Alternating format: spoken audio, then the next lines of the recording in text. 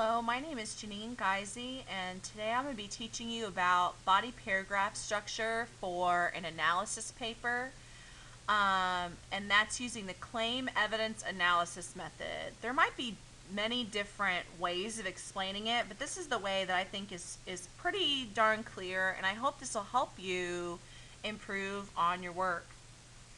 I'm going to be using our Crucible paper that I do with my juniors as examples. So hopefully this will help you with your paper. The first thing you want to do in a body paragraph is you want to tell the reader what the whole point of that paragraph is. And we call that a claim. That's the topic sentence of your paragraph. It says what the paragraph is trying to prove, and it's the first sentence of your body paragraph. The purpose of this is just like I said, to tell what the topic of your paragraph is. What's it trying to prove in your paper? Now, let me give you an example.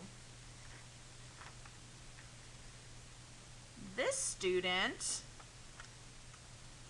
this is her claim. She's doing Paris as her character that she's doing in her paper. So her claim is, the theme of reputation applies to Paris in the play The Crucible because Paris stretches the truth to save his reputation. That's what the prompt said she was supposed to talk about, and that's what she's going to prove in that paragraph. And if you remember from the prior video, we already wrote our claims.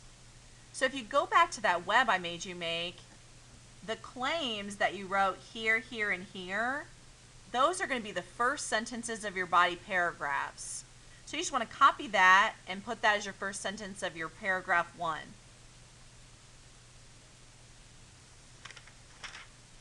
After you have your claim, the second thing that you are going to have in your paragraph is evidence.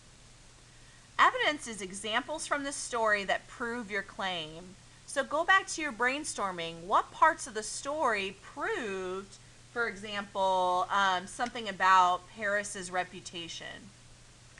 That could be in the form of a quote, which is directly what is in the play. Notice I've got quotation marks, and I've got my citation here. If you need to know how to do citations, make sure that you watch that video as well. Or it could be in a paraphrase. A paraphrase is just putting it in your own words.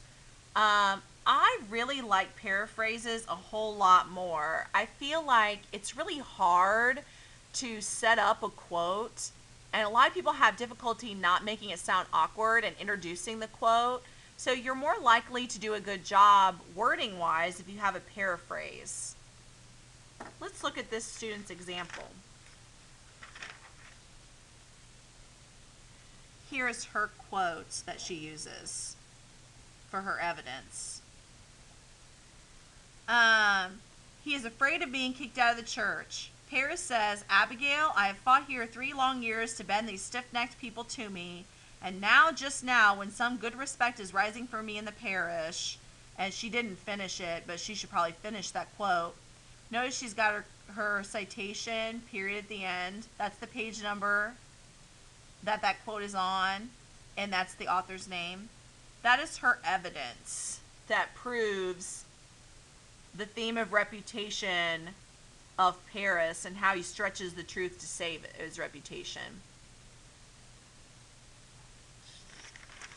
The next thing that you want to have in your paper, now that you've got an example, you want to explain the example. You want a little bit of analysis.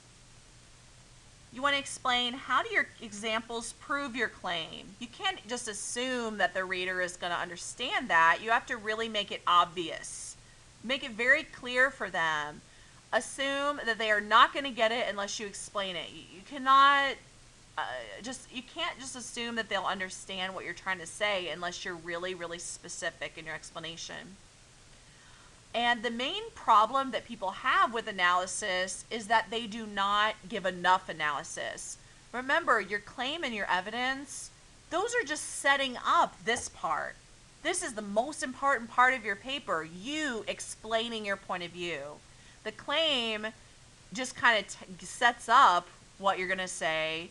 The evidence just gives you something to talk about. This is the most important part, you explaining your point of view. Therefore, I would say at least 50% of each paragraph needs to be explanation. I would say probably more, honestly. It's very hard to have too much explanation. Let's see what this student has. Here's her analysis. That is Paris showing his insecurity about his reputation in the church. Paris wants to be known as a good man, and he wants to be held above the rest. This quote by Paris shows that he has worked hard to build his reputation, and now how he cares about it. I think she could even tell more about that and how that affects what happens later in the play. So that's but I think that's a really good start. Now, after that, you just want more of the same. So one example per paragraph is not enough. You're going to want to give at least probably 2 to 3 examples per paragraph until you have thoroughly proved your point. You can even have more examples probably, although if you have more than 3 examples, it gets kind of long and you probably want to go to the next paragraph. But again, you're going to have probably 2 to 3 examples per paragraph, and you want to explain each example very, very clearly to help your reader. Well, I hope that's been helpful to you guys. If you have any questions, please contact me and let me know. I'm always willing to help you. Thank you.